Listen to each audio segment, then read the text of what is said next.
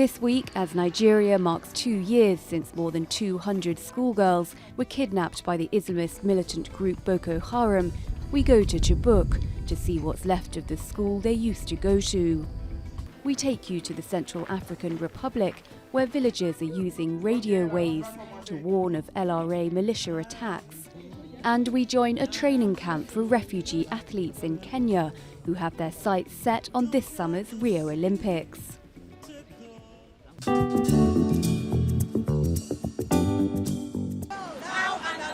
The second anniversary of the mass abduction of the Chibok schoolgirls was marked across Nigeria, with vigils and protest marches. In Lagos and Abuja, supporters of the Bring Back Our Girls movement gathered to renew calls for their release. The same day, a video showing 15 of the girls was released, raising hope among parents, but drawing caution from the government who are studying the footage. Demonstrators in Zimbabwe held the largest protest against President Robert Mugabe in nearly a decade. More than 2,000 supporters of the opposition Movement for Democratic Change took to the streets of Harare, demanding that the 92-year-old leader step down. We are demanding a dignified exit for a dead Mugabe. The country has suffered years of economic collapse and mass emigration during an era marked by intolerance of dissent, vote rigging and accusations of human rights abuses. Chadians voted in large numbers in an election likely to see President Idriss Déby extend his 26-year rule in the Central African nation. Déby, who took office in a 1990 military coup, faces 12 challenges, but is widely expected to win a 5th term after consolidating his grip on power. The African Union said they are broadly happy with the polls. Results are not expected for another week. Tens of thousands are surviving on leaves and berries in South Sudan after a brutal civil war pushed the world's youngest nation to the brink of famine. The UN has warned they are being starved to death, with 2.8 million in need of emergency food aid to survive. But there is some hope for a floundering peace agreement, with rebel chief Riek Machar due to return to the capital to take up his place as vice president in a unity government.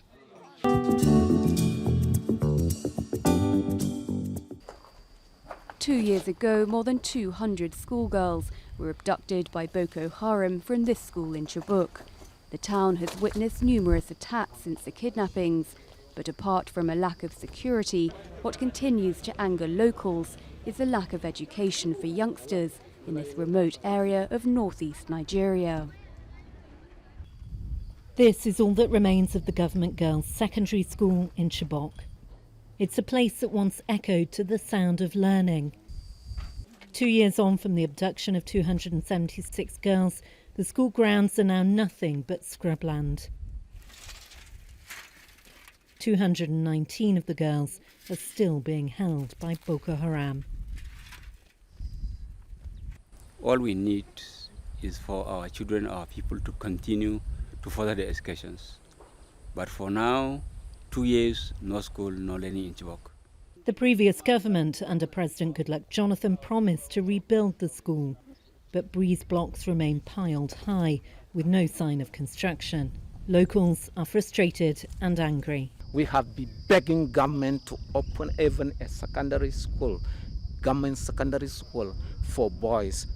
Up to now, nothing. The threat from Boko Haram attacks still remains very real.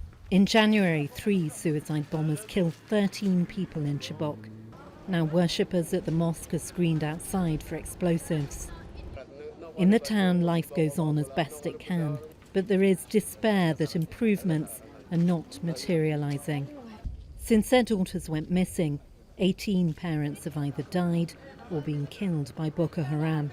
Statistics in a conflict that has killed 20,000 since 2009. Some of the remaining parents have moved to nearby Balala. One father continues to dream of the day he sees his kidnapped daughter return home. When I see my daughter coming back to me, I will feel such joy in my heart. All the sickness and other things will disappear, and I will be very happy in my life. For now, though, all he can do is hope, wait, and pray.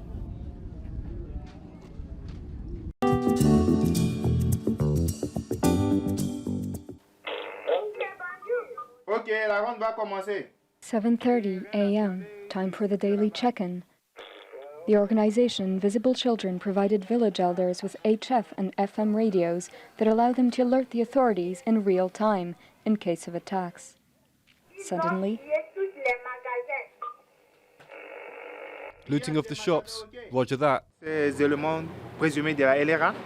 A group thought to belong to the LRA raided the village from 5 until 9 o'clock. They looted shops and set fire to several houses. The population got scared and fled to the bush. Pour aller se réfugier dans la brousse. surrounding villages are immediately alerted, as well as the three forces fighting the Lord's Resistance Army in the region. The Ugandan contingent of an African Union task force, American Special Forces, and the National Army. These radio alerts are a weapon. If you don't have communication, you're isolated. Then what are you going to do? As well as the early warning system, a network of community radios broadcast messages for the population, but also LRA combatants. Defectors and victims beg them to come home, where organizations can help them reintegrate society. What we did, what they told me to do, I felt so ashamed. I couldn't stay there. So I decided to escape, and now that I'm here, I want the others to defect like I did. And it works. Former combatants reported they escaped after listening to these messages, but there's still a long way to go. Since January, well over 200 people have been kidnapped by the LRA, more than double the figure of all of last year.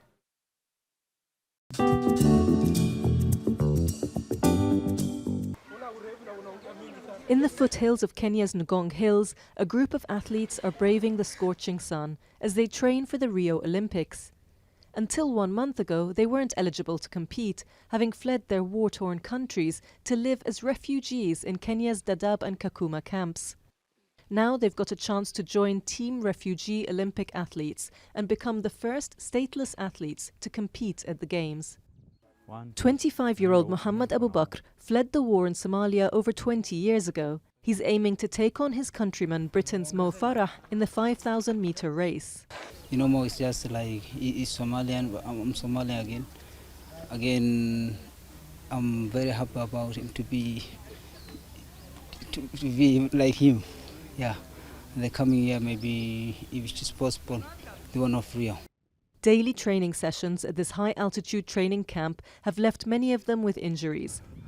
But both athletes and trainers are hopeful of Olympic success. That was good. They came in when they were raw, but now we have refined them. You have seen them run like the other athletes who are training here. The only difference is the others are elite, and these ones are now following the footsteps. Athletes from other countries like Yugoslavia and South Sudan have previously competed under the Olympic flag. But this is the first time that a refugee team will enter, which so far includes a Syrian swimmer, Congolese judoka and Iranian taekwondo fighter. Those selected for the Olympics refugee team will march to the event's 5-ring flag and anthem at Rio's opening ceremony, giving them recognition as athletes, not just refugees.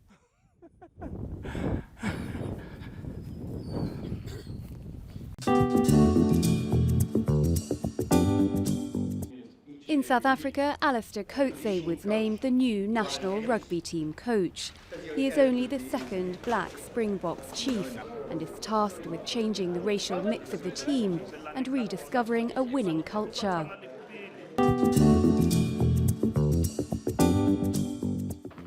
Next week, we'll be back in Kenya at the Tsavo National Park, where conservationists are tracking elephants as a new railway cuts through the area.